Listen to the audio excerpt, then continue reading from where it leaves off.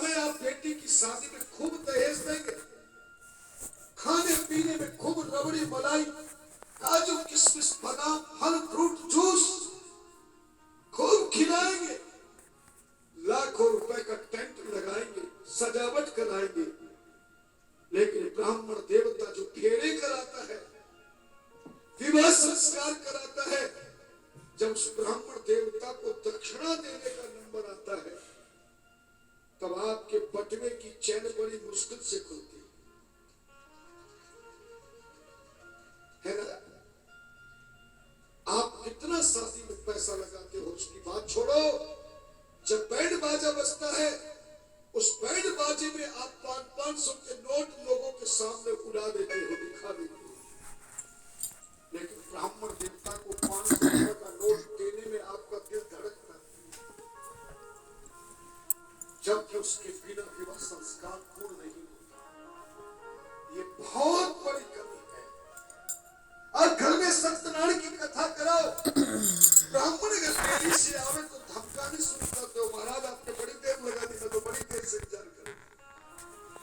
और पंडित जी पहले पहुंच जाए और तुम्हारा स्नान भी ना हुआ तो उसको आधा घंटे तक बिठा लोगे, करो पंडित जी तैयारी, में स्नान करके तैयार हो जाता हूं।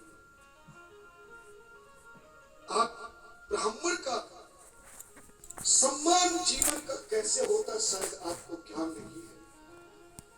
ब्राह्मण रास्ते में मिले तो आप प्रणाम नहीं कर पाते हो, ब्राह्मण के चरण छू के आशीर्वाद नहीं ले पाते हो, ब्राह्मण का सही ढंग से सम्मान नहीं कर सकते हो।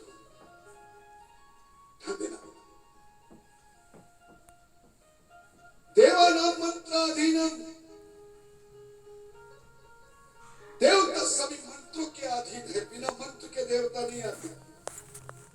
और सारे मंत्र किसके अधीन है? ब्राह्मण के अधीन। ब्राह्मण मंत्र बोलेगा तब देवता तुम्हारी चौकी पे आएगा। सुबह यजमान तब इस कथा का यजमान बनेगा जब सुबह पूजन कराएगा। पूजन कौन कराएगा?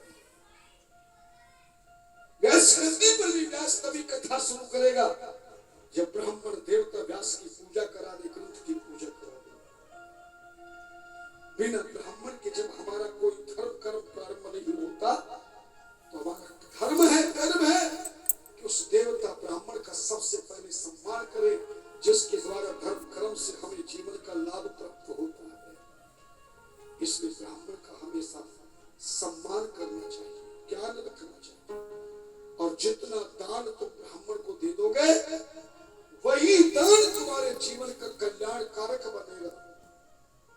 और जो आप दान में कंजूसी कर जागो तो शनि तुम्हें मारक बन जाएगा, फिर आपके जीवन में संकट ही संकट है। दधीची मुनि भी ऐसे ही ब्राह्मण है।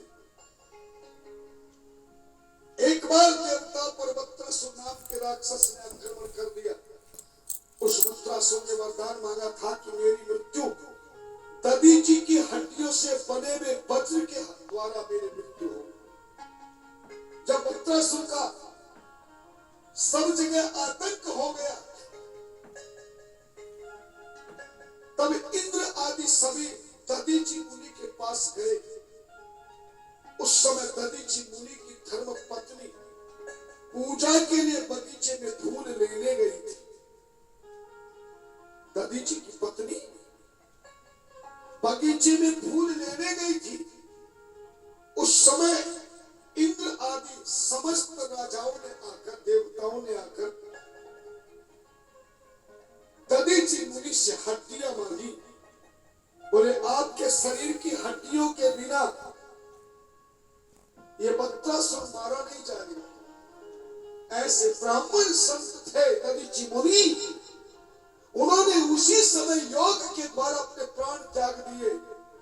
कपिला गौ ने आकर के शरीर का चमड़ी और मांस को हटाया, हड्डी निकाल कर देवता ले गए, वज्र बनाकर वृत्रासुर से युद्ध किया और वृत्रासुर का संहार हुआ। जिस समय दधीची मुनि ने हड्डियां दान की थी इंद्र को, उस समय दधीची